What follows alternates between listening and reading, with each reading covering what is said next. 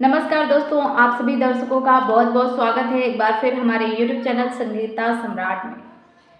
दोस्तों, आज का विषय बहुत ही महत्वपूर्ण है और बहुत ही ऐतिहासिक है, तो बने रहिए इस वीडियो के लास्ट तक। और अगर आपने अभी तक हमारे चैनल को सब्सक्राइब नहीं किए हैं तो प्लीज़ हमारे चैनल को सब्सक्राइब कीजिए। हमारे चैनल का नाम संगीता सम्राट है। दोस्तों, न्यू नोटिफिकेशन पाने के लिए बेल आइकन को प्रेस कीजिए ताकि हमारे आने वाली हर वीडियो की जानकारी आपको मिलती रहे टाइम टू टाइम और सबसे पहले।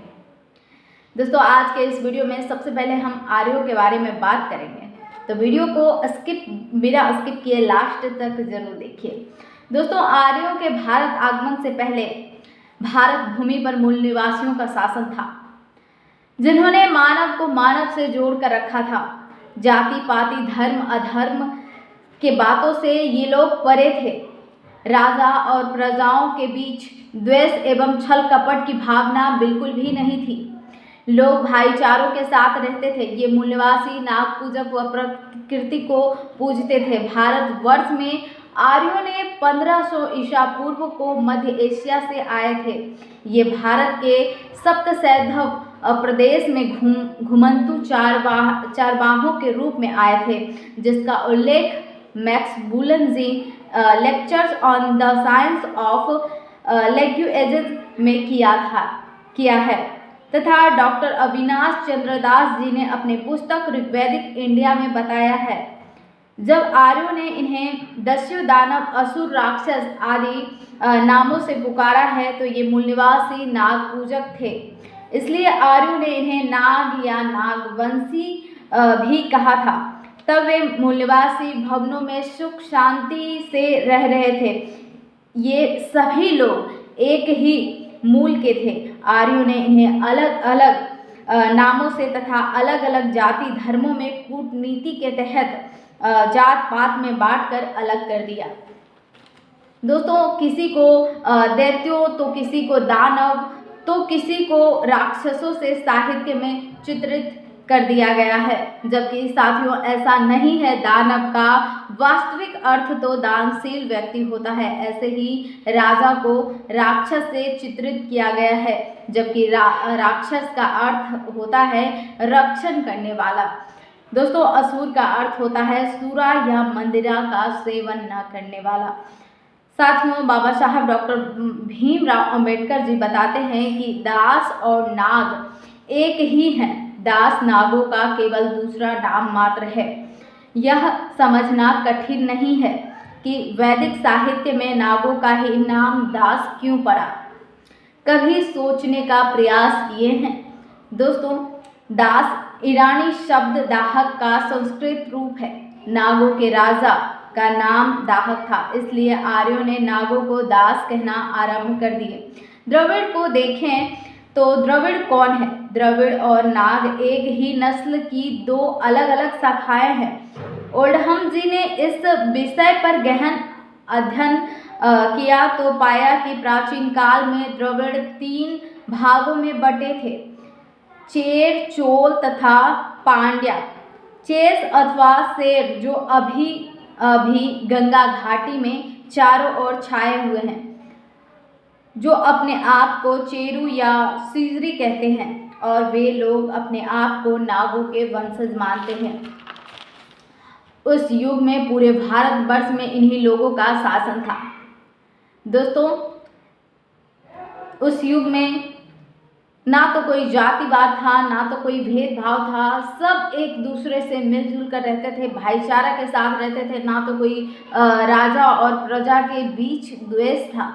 इस बात के दोस्तों दर्जनों प्रमाण इतिहास में दर्ज हैं। महाभारत को देखें तो उसमें दस्यु कोई जाति नाम नहीं है। दस्यु लोग आर्य धर्म को नहीं मानते थे, जिसका प्रमाण ऋग्वेद में भी मिलता है। दस्यु लोगों के पास प्रचुर मात्रा में गाय, घोड़े और रथ थे।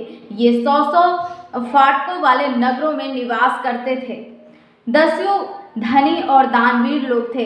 इनकी जायदाद मैदानों से लेकर पहाड़ों तक फैला हुआ था। इनके वस्त्र सोने और रत्नों से सुशोभित थे। ऋग्वेद में राजा दिवोदास के पुत्र सुदास नाम 27 बार आया है। सुदास के पिता दिवोदास को भरतों का राजा कहा जाता था। भरतगण के मूल निवासी थे। इन्हीं के नाम पर इस देश का नाम भारतवर्ष पड़ा है।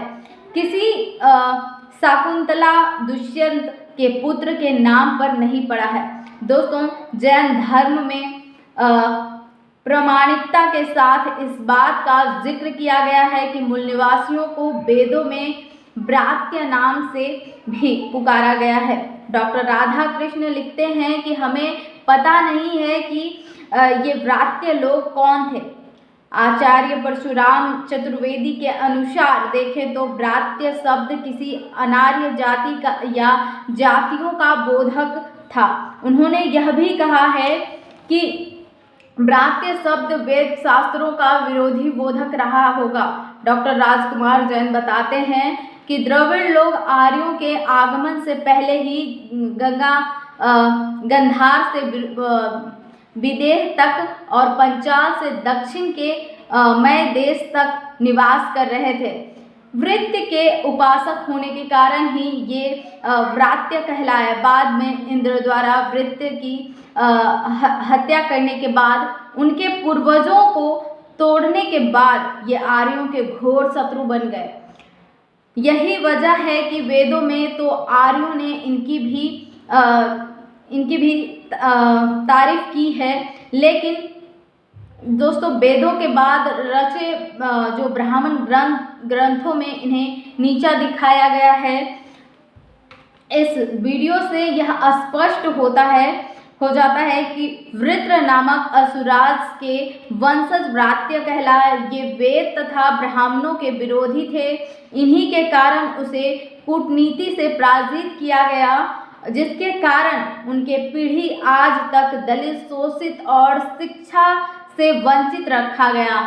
जागो मित्रों, जागो, अपने इतिहास को पहचानो, अपने अपने पूर्वजों के हक अधिकार के लिए धर्म के कर्म कांडों को छोड़कर कलम और किताब की ओर ध्यान दीजिए। दोस्तों, आपका बहुत बहुत धन्यवाद। आपने हमारे वीडियो को सुना, इसके लिए आप सभी को दिल से धन्यवाद। और ऐसे ही ज्ञानवर्धक वीडियो को देखने के लिए हमें सपोर्ट करें, हमारे चैनल को मजबूत करें, स्ट्रॉन्ग करने के लिए हमारे चैनल को सब्सक्राइब करें और जन जन तक ज्ञान की जागरूकता फैलाने के लिए वीडियो को लाइक, शेयर, कमेंट ज़रूर करें। आप अपनी महत्वपूर्ण प्रतिक्रिया वीडियो के बारे में हमें कमेंट में ज़रूर बताएं, आपको हमारी ये वीडियो कैसी लगी। दोस्तों, आज के लिए इतना ही। जल्द ही मिलते हैं नेक्स्ट वीडियो के साथ। तब तक के लिए आप सभी का बहुत बहुत धन्यवाद। जय भारत, जय संविधान, जय मूल निवासी, जय विज्ञान।